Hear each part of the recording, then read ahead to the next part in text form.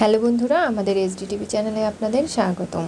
আমি দীপিকা চলে এসেছি আপনাদের জন্য গীতা LLB সিরিয়ালের আপডেট নিয়ে। মেহেক তার শ্বশুরমশাইকে জানায় যে দেখুন, আমি কিন্তু শোল্ডারে ট্যাটু আর্ট করবো। ওটা আবার কি? ও উল্কি করবে? হ্যাঁ, এইসব করা চলবে না, এটা আধুনিক যুগ, বুঝতে পেরেছেন?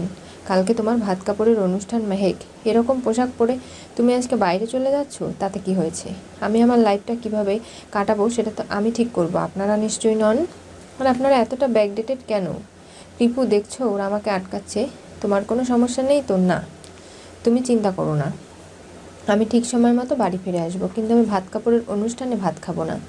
আমাকে তোমরা বিরিয়ানি করে দিতে পারো, মাটন, এমনকি ফিশ ফ্রাই করতে পারো, আরও অনেক থাইল্যান্ডের খাবার জাবার যেগুলো স্যুপ, আরও অনেক, সেগুলো আমার জন্য করে দিও, তাহলেই হয়ে যাবে। এটা কি রেস্টুরেন্ট নাকি? তোমার ইচ্ছে মতো খাবার দাবার অর্ডার করবে আর দিয়ে দেবো। ওই জন্য তো বাইরে খেতে যাচ্ছি, সমস্যার তো কিছু নেই। দেখো, তুমি এরকম নিজের কাঁধ, নিজের পিঠ দেখিয়ে তুমি ট্যাটু আর্ট করবে, তাতে কি হয়েছে? এগুলো এখন চলছে। তখনই ফোন চলে আসে, এই যে আমার বন্ধু ফোন করেছে। হ্যালো, তুমি চিন্তা করো না ডার্লিং, আমি আসছি। এই তুমি কাকে বললে?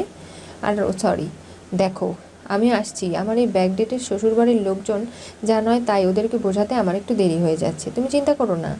তবে আমার বর অনেক ভালো, আমি কৃপানকে বলেছি যে আমি ছোটো স্কার্ট পরবো, হাফ শোল্ডার, ফুল শোল্ডার, এমনকি বিকিনি পরবো, আর সেগুলো আমাকে কিনে দিতে চেয়েছে। তুমি চিন্তা করো না, আমি একটু বাইরে বেরিয়ে খাবার দাবার খাবো, রেস্টুরেন্টে ঘোরাঘুরি করব, তার সঙ্গে বাকি যে উল্কি করাবো, অনেক কিছু আমার প্ল্যানিং রয়েছে, সেগুলো করে ফিরে আসবো। আমি তাহলে এখন রাখছি। এ বলে ফোন রেখে দেয়। তোমাকে কতবার করে বললাম শাড়িটা পরতে, আমি এইসব শাড়ি টাড়ি পরতে পারবো না, ব্যাকডেটেড কথাবার্তা আমাকে বলবেন না, বুঝতে পেরেছেন? আর দেখুন, আপনাদেরকে বোঝাতে বোঝাতেই আমার অবস্থা শেষ হয়ে যাচ্ছে। কৃপান শোনো না, আমরা তো সি বিচে যাবো, তাই না? আমি তোমার সঙ্গে বিকিনি পরে দৌড়াতে চাই, তুমি কি আমাকে কিনে দেবে? আর ওসব ভাত কাপড় অনুষ্ঠান কোনো কিছুর প্রয়োজন নেই, তুমি আমার কাছে যা চাইছো তাই, বিকিনি কিনে দেবো আমি তোমাকে, আর সেগুলো পরে তুমি আর আমি ঘুরে বেড়াবো। এই কী বলছিস এসব? ঠিক আছে, তোমাকে আমি শাড়ি কিনে দেবো। কেন? তুমি এখন তোতলাচ্ছ কেন? নিজের কথাটার ওপর দম রাখতে পারছো না? আমার কিন্তু মোটেও ভালো লাগছে না। ঠিক আছে মাহিক, তুমি রাগ করো না, তাহলে আমি এখন বের হই। বাই কৃপু, আর বাই সবাইকে বলে চলে যাচ্ছে। ভজন অবাক হয়ে তাকিয়ে দেখছে। আর কিরণ কান্তি বলছে, এই মেহেককে তো আমি চিনি না, ওকে ঠান্ডা শিষ্ট ভদ্র দেখেছিলাম, কিন্তু এরকম কি করে হয়ে গেল? আমি তো সেগুলো নিয়েই মাথা কাজ করছে না।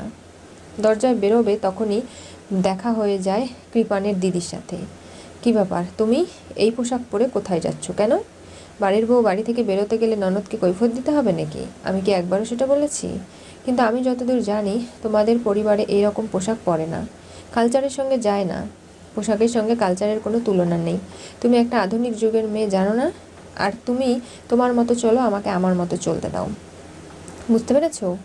এই বলে চলে যেতে লাগে। তখনই হাত টেনে ধরে আর বলে, মেহেক, আমি অগ্নিজিৎ মুখার্জি এবং তার পরিবারকে যতদূর চিনি, কখনোই এরকমভাবে পোশাক পরে তারা বাইরে যাবে না। আর তুমি সেই শালীনতা ভুলে গেছো? শাখা পলা কিচ্ছু নেই, সিঁথিতে সিঁদুর নেই, তোমাকে দেখলে মনেই হচ্ছে না যে তোমার বিবাহিত, তোমার বর রয়েছে। কে বলেছে নেই? এই তো নোয়া আছে হাতে, সিঁথিতে সিঁদুরও রয়েছে। আর কি কি রাখতে হবে বলো? যে আমি সতী সাবিত্রী, খুব ভালো বউ, তার প্রমাণ দেওয়ার জন্য আমি সেগুলো দিতে রাজি আছি। আর আমি জানি নিশ্চয়ই যে তোমার কাছ থেকে এই কথার কোনো উত্তর আমি পাবো না। শুনলাম তোমার বাড়িতে নাকি শরবত খেয়ে সবার ঘুম পেয়ে গিয়েছিল, সেটা কি সত্যিই কাকতালীয়, নাকি কোনো কিছু হয়েছিল সেদিন? সত্যি কি আমার ভাইয়া তোমার সঙ্গে সাত পাকে বাধা পড়েছিল? মন্ত্র উচ্চারণ করে সঠিকভাবে আমার ভাইয়া তোমাকে কি বিয়ে করেছিল? বলো না মেহেক, সেগুলো তুমি তোমার ভাইয়াকে জিজ্ঞাসা করে নেবে যে আদৌ আমাকে বিয়ে করেছিল কি না।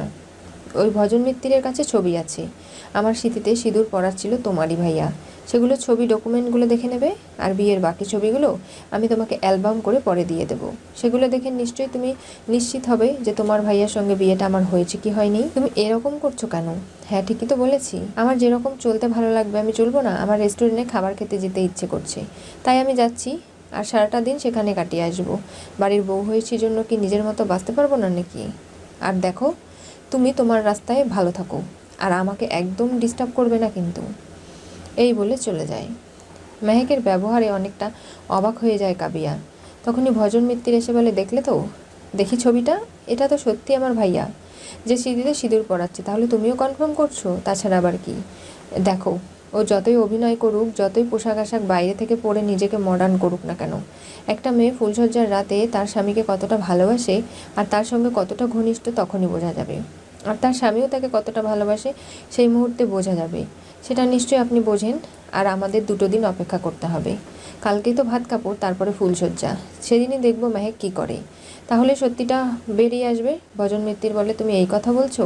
তাহলে কি অপেক্ষা করে যাব যে এই 2 দিন পেরিয়ে যাক, তারপরে কিছু করি? ঠিক আছে। ওদিকে ফোন করে সমস্ত কথা পদ্ম অগ্নিজিৎ মুখার্জিকে জানায় যে এই বাড়ির সবাইকে কীভাবে উত্ত্যক্ত করছে মেহেক, কীভাবে ওদের খাওয়া দাওয়া ঘুম হারাম হয়ে গেছে, কীভাবে মেহেকের মতো একটা ঠান্ডা শিষ্ট মেয়ে এমন ভাব করছে যে ওই পরিবারের সবার নাকে দড়ি দিয়ে ঘুরাচ্ছে। এগুলো শুনে অগ্নিজিৎ মুখার্জি হাসতে হাসতে অস্থির হয়ে যায়। এরপরে ফোন রেখে দেয় আর ভাবে গীতা চলে এসেছে। তখনই বলে, কি ব্যাপার, আপনাকে কি বললো? দেখো না, মেহেক ওই বাড়িতে গিয়ে লড়াই করছে। ভালো, আমি ভাবতে পারিনি ওর নিজের সুরক্ষা এরকম করে দেবে। গীতা, তুমি আমার মেয়েটাকে বাঁচিও। তুমি তো নিজের সুরক্ষা নিজে করতে পারো, কিন্তু আমার মেয়েটা পারে না। আপনি চিন্তা করবেন না বাবা। আমি এবং মেহেক দুজনে মিলে ছক কষেছি, আর সেই ছকে কোনো কালিমা নেই। একদম ক্লিয়ার, সব কিছু হয়ে যাবে। আপনার মেয়ের কোনো ক্ষতি হবে না। ওরা বিয়ের পর অঙ্কিত আর মেহেক আলাদা আলাদা রয়েছে। অঙ্কিতের বাড়িতে ভাত কাপড়ের অনুষ্ঠান মেহেকের হবে তো। আর তাছাড়া ফুলসজ্জাটা মেহেকের অঙ্কিতের সঙ্গে সব কিছুই হবে। আর যে যার বর বউ সঠিক সময়ে সঠিক জায়গায় তার সঙ্গেই তার ফুলসজ্জা হয়ে যাবে। আপনি একদম চিন্তা করবেন না। কিরণ কান্তি ফোন করে বসে অগ্নিজিৎ মুখার্জিকে। আপনার মেয়ে বাড়িতে যা শুরু করেছে, কি হয়েছে দেখুন না। ছোট কাপড় পরে বাইরে বেরোতে গেছে, এমনকি নানাভাবে এই বাড়ির পরিবেশটা এমন উত্তক্ত করেছে। ওর কোনো শাখা পলা সিঁদুর নেই, বিয়ে হয়েছে তার কোনো স্মৃতিচিহ্ন রাখেনি। কি বলছেন কি? ও তো শাড়ি পরে শাখা পলা সিঁদুর পরে ভাত কাপড়ের অনুষ্ঠান করবে না। সে ভাত কাপড় খাবে না, কারণ তার ভাত খেতে ভালো লাগে না। সে থাইল্যান্ডের খাবার দাবার খেতে চায়। রেস্টুরেন্টে চলে গেছে, বেরিয়ে গেছে। আর আমার ছেলেটাকে পটিয়ে এমন করেছে যে ওর কোনো কিছুতে নিষেধ করছে না। কী যে করবো আমরা বুঝতে পারছি না। আপনারা চিন্তা করবেন না। আমার মেয়ে খুব লক্ষ্মীমন্ত। ও শ্বশুরবাড়ি গিয়ে ভাবছে যে নতুন জায়গায় এসেছি তো, তাই নানাভাবে নিজেকে ব্যস্ত রাখার চেষ্টা করছে, নিজের মন মতো চলছে। আমি ওকে বুঝিয়ে বলবো, আর এরকমটা যেন না হয় সেটাও দেখবো। হ্যাঁ হ্যাঁ, আপনি ওনাকে বোঝান। মেহেক যা করছে তাতে কোনোভাবেই কিন্তু এগুলো মেনে নেওয়া যাবে না। গীতার ওপর অ্যাটাক হয়েছিল, সেটা জানতে পারে অগ্নিজিৎ মুখার্জি। প্রলয় এসে জানায়। গীতা বলে, থাক না। কেন থাকবে? যে মেয়েটাকে একদিন তুমি কোর্টে হারানোর চেষ্টা এত করেছিলে অগ্নিজিৎ মুখার্জি, তুমি আজকে বুঝতে পারছো তোমার মেয়েকে তোমাকে রক্ষা করার জন্য এই গীতাই এতটা সামনের দিকে এগিয়ে যাচ্ছে যে তাকে শেষ করার প্ল্যান করছে ওই ভজন মিত্তির। তারপরও সেগুলোকে গায়ে না নিয়ে গীতার নিজের মতো লড়াইটা চালিয়ে যাচ্ছে।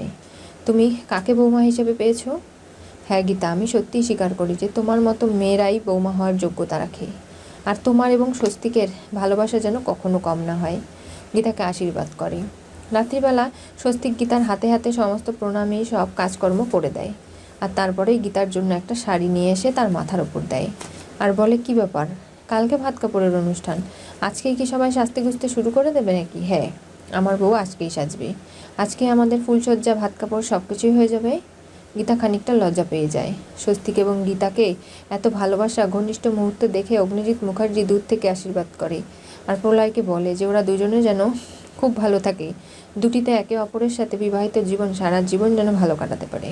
অঙ্কিত মেহেককে বিশ্বাস করে কৃপানের বাড়িতে রেখেছে। আর এই সমস্ত কাণ্ড কারখানা দেখে পদ্ম তো অবাক হয়ে যাচ্ছে। পদ্ম এবং মেহেক সবাই মিলে যে ট্রান্সমিটারগুলো লাগিয়েছে, গীতা তার বেসিসে খুব শীঘ্রই প্রমাণগুলো পেয়ে যাবে। আসল যে ডকুমেন্টটা, আসল যে খুনি, তার প্রমাণটা একবার পেয়ে গেলেই গীতা অগ্নিজিৎ মুখার্জিকে কোনোভাবেই শাস্তি পেতে দেবে না। তার সমস্ত কষ্ট, তার বিরুদ্ধে আনা অভিযোগ সবটা মিথ্যে প্রমাণ করতে পারবে। কি হতে চলেছে গীতা এলএলবি সিরিয়ালের পরবর্তী টুইস্টে? গীতা স্বস্তিকের ভালোবাসা দেখে অগ্নিজিৎ আশীর্বাদ করলো প্রাণ ভরে। কৃপানকে বাগে এনেছে মেহেক। গীতা কালকে বলেছিল যে কোনোভাবেই যদি মেহেকের কোনো ক্ষতি হয় তাহলে গীতা কোর্টে কেস করবে। এমনকি তাদের বাড়ির মেয়েকে অত্যাচার করা হচ্ছে, নির্যাতন করা হচ্ছে, সেগুলো নিয়ে কোর্টে মুভ করবে। আর তারপরেই বাড়িতে দিরাগমনে আসলে মেহেককে কোনোভাবেই আর যেতে দেবে না কৃপানের বাড়িতে। এগুলো শুনে কৃপান খুব ভয় পেয়ে গেছে। সে মেহেককে ভালোবাসে, কোনো কিছুর বিনিময়ে মেহেককে হারাতে পারবে না। আর তার জন্যই মেহেক যা বলছে তাই করছে, যেটা চাইছে সেটাই করার চেষ্টা করছে। 5 লক্ষ টাকা নিয়ে বেরিয়েছে মেহেক। এরপরে আরও 25 লাখ টাকার ডায়মন্ডের জুয়েলারি কিনবে। সবটা দিতে রাজি হয়েছে কৃপান। কোনোভাবেই মেহেকের কোনো চাওয়া অপূর্ণ সে রাখবে না। এরপরে কি ঘটবে জানতে চোখ রাখতে হবে আমাদের চ্যানেলে। পাশে থাকা বেল আইকনটি অবশ্যই করে ক্লিক করুন।